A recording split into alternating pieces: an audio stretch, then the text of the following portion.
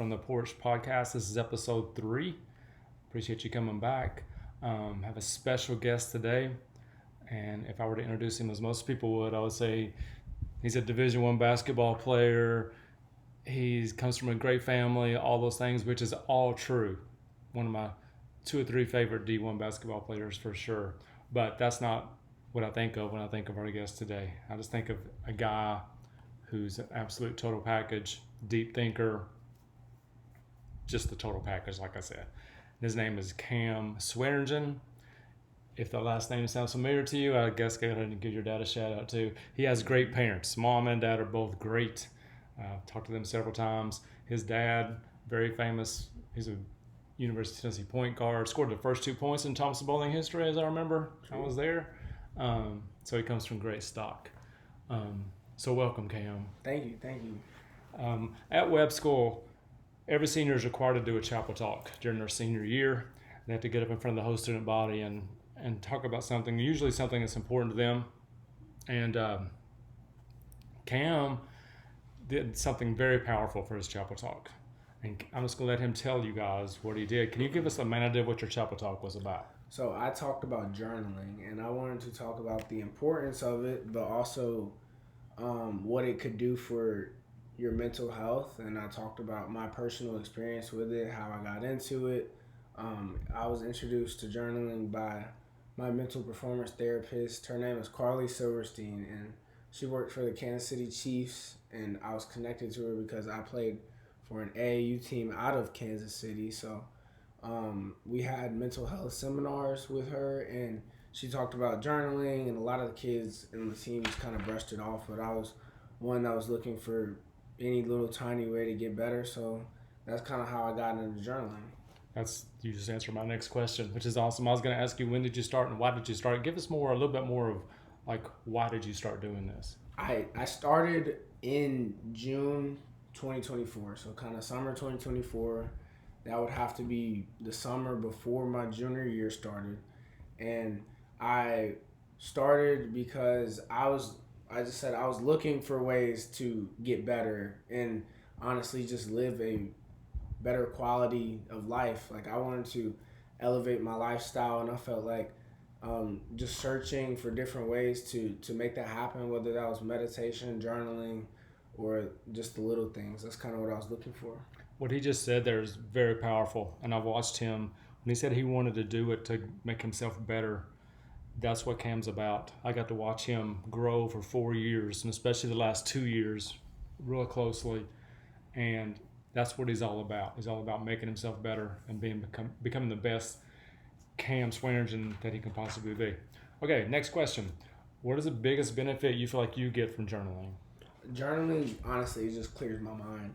I mean, if I'm going through something, or if I'm going through something, it helps me to, put that behind me, move on, and stack up on that. And then if I'm having a good day, it helps me to just honestly reflect and have a mindset of gratitude, so I can, focus more on the good in life, because that's what it's all about. He keeps answering my questions before I get to ask him. But I love that he said gratitude. If you listen to last week's podcast, you know that's what the whole thing was about. And another way to show gratitude is through a journal, which is awesome. Okay, next question. Do you tend to journal more about tough situations that you go through, or do you just do it almost every day regardless of what's happening? It'll be every day, regardless of what's happening. If it would be wrong for me to only come in the journal when I need to, vent about something, or like talk about something that's going wrong in my life. You don't want to focus on those. So like, I go day by day, whatever is on my mind at that current moment, or like anything that's heavy on my heart, that's what goes on the paper. It won't be every day, oh man, this was terrible today. Like, if I had a good day, I'm going to talk about how good my day was on the paper. So that's kind of what goes in it. That's awesome. Do you give yourself grace if you miss a day? I do. I definitely miss the days. Life gets busy, so you also gotta, give yourself that grace, because sometimes you won't always do what you want to do, but you always bounce back the next day. Sometimes you do 2 entries. Because I start my journals with a Bible reading, so that means if I miss a day, then I miss my Bible reading, so I'll stack that. Great way to do it. Okay, Is there a certain time of day that works best for you? Or just at random times? How does that work? I'll write. I'll write at night. So I actually have two journals. I recently just got a new one. It's kind of like one that starts your day. It makes you start your day with gratitude. You it's like a daily planner journal almost. So you kind of plan your day out. You have a reflection of what you did well and what you could improve on from yesterday. You have that, and then what else is in there? So those are the main things that's in there. And then at night, that's when I get in my blank journal, and I will. It's not guided at all. It's just blank piece of paper, and that's when I'll write about my days at the end, and then I'll do my Bible readings. I kind of like to reflect upon my days. So that sounds like a great way to do it. I'm going to ask you something here, and it's up to you whether you want to do this or not. But I'm going to ask you if you want to share one entry or maybe two entries that's in your journal right now. Yep. With everybody could hear. Okay. So I am currently reading a book called "Do Hard Things." I miss days reading that too, but you know we're just kind of eating at the book. We're getting through it.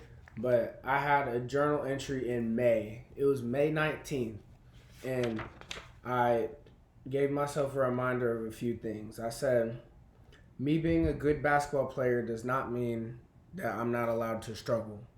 So that was I'm talking in bullet points, and I talked about whenever you catch yourself in your head, find a way to stop it and redirect yourself to a headspace you want to be in. And I gave myself a method to let that happen. Number 3 says change the self-talk and disassociate your worth with an outcome based on mindset, and let my worth be found in the Lord. Nothing is more valuable than the child of God. Number 3 says get back to visualizing your success. It has always worked for you, but frustration made me get away from it. Then I talked about what I'll be visualizing in my head, the specifics of it. And then the last thing says, if you, as in me, are only satisfied when you succeed, you'll be missing the rest of the time. You will be in misery the rest of the time. And that's not the way you want to live. When you visualize success, your mind can't tell the reality of what just happened in your head. It can't tell if it's real or not. So that's why visualization is so powerful. Yep. Wow. Cam, are you 18 or 19? I'm 18. I say I just marvel at that an 18-year-old can write thoughts like that. That's crazy mature, crazy good. He just highlighted my day. He just gave me a lot of wisdom I'm sitting here 61 years old, gaining wisdom from 18, that's what I'm supposed to do. And that's what everybody's supposed to do. And people forget that sometimes, how much we can learn from the younger generation. And wow, that's some good stuff. Okay, a couple more questions and we'll close this thing out. All right. How often, or do you even go back and read previous entries that you've written? I have. So this is my second journal. My mom got it for me this Christmas, but I had like a little tinier one. It was almost like a little notebook, and that's the one I started in June 2024. And I went back and read some of those, and I was like, dang, like I've really grown up a little bit. I went through a lot of days where, ups and downs. I just went through a lot. And I went back and kind of reflected upon those. And sometimes I'll go read ones from some months ago if I have like a story that I need to remember, because I do write down stories in there of things that happen. So yeah, I do go back. That's awesome. Is there anything else you'd like to mention before we close this thing out? Not really. We're good. Okay. Well, I sure appreciate you coming in here. This was very powerful. I told him before we started this, my goal is for him to talk me into start doing this. Now that I'm retired, I got a little more time to do things like this, and what a perfect time of life to do. And I hope we challenge some of you, other people who listen to this, to maybe start journaling too. At least think about it, because it's obviously great benefit to Cam. What he just read has benefited me. Hopefully, it benefited you all as well. So, just appreciate him for being here today. Thanks for coming. Thank you. All right, we're gonna close this out like we always do, with the 3 words: grace and peace.